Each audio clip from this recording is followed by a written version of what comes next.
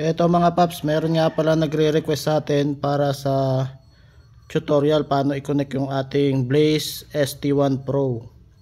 So syempre ito, tinanggal ko muna kasi gusto ko pakita yung pinaka base nya, naka-clip lang yan. Tapos ito kapag nilagay natin, ayan, may konting space lang dito. Tapos pakiramdaman mo lang, ayun, okay na yan. Tapos make sure na nakasara yung USB. Dito natin yan sina-charge. Ayan. Yun. Isasara nyo yan.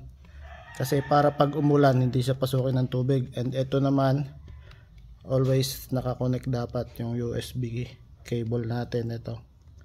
So pinasok lang yan dyan sa loob. Kayo na yung bahala mag-insert ito. Nandito yung sa earphone nya o yung speaker, kabilaan yan dalawa para sakto dito sa ilalim na yan. Ayan o, makikita nyo. At ito naman yung hard mic natin. Nilagyan ko lang to ng balaybong pusa, pero ayan talaga siya o. Ayan. So kayo na yung bahalang maghanap ng balaybong pusa. So nabili ko to sa Shopee. Tapos ito naman yung ating ST1 Pro na nasa kabilang helmet, no, sa rider. Ito si customer, ito si rider. Ang mic niya is ayun, nandoon nakadikit lang, ayun oh. Ito. Ito naman ay para sa GoPro natin to. So hindi to kasama din siya, pero ibang ano yan, ibang topic. So kung paano siya i-connect, power on muna, long press, kahit hindi siya magkasabay, pwede rin magkasabay. Power on, nakita nyo naman yung button na yan, long press.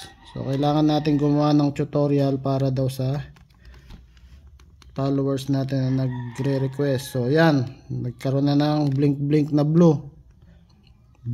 Tapos ito din naman isa, power on natin, long press din. Ganun din kung ipa-power off mo, long press mo lang din. Ayan, may maririnig tayong boses diyan kung suot natin. And then long press mo yung ito, yung button na to, kahit hindi rin magkasabay. So long press natin to. Ayan, socket pairing. So hahanapin niya kung sino yung katabi niya. Nagkaroon na siya ng blue green. Yun ang tandaan nyo, yung blue green. Ito blue pa lang. So ilolong press natin to para mag-connect sila. Ito yung connection nila. Ayun, long press.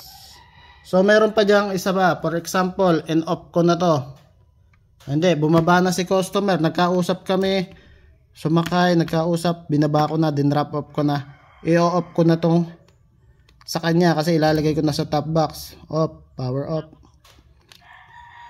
Ngayon may dumating na naman, may sumakay na naman, may booking na naman tayo, sumakay na naman, passenger na naman, power on na naman natin. Bibigay natin sa kanya yung helmet bago natin ibigay.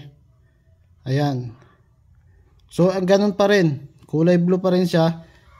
Ilolong press natin tong button uli na ito para mag-connect siya. Pero ito hindi na natin to kailangan pindutin pa. Wala na tayong pipindutin siya kasi naka blue green na yan. Ewan ko kung kita nyo, pero blue green yan. Ito kailangan nating ilong press uli.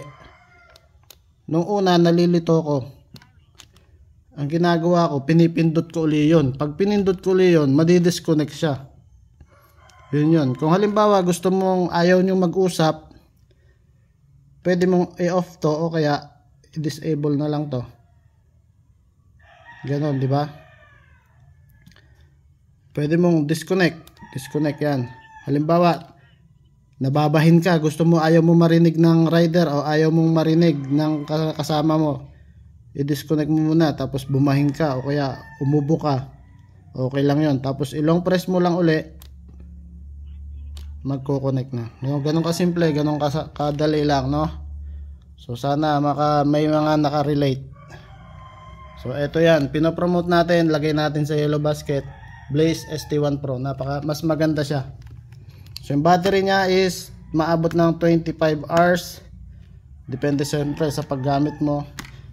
Basta yon. Tapos klaro yung boses, maganda. Marami nagsasabi. So hindi ko na muna ipapakita yung sound check, no, sa next video na lang.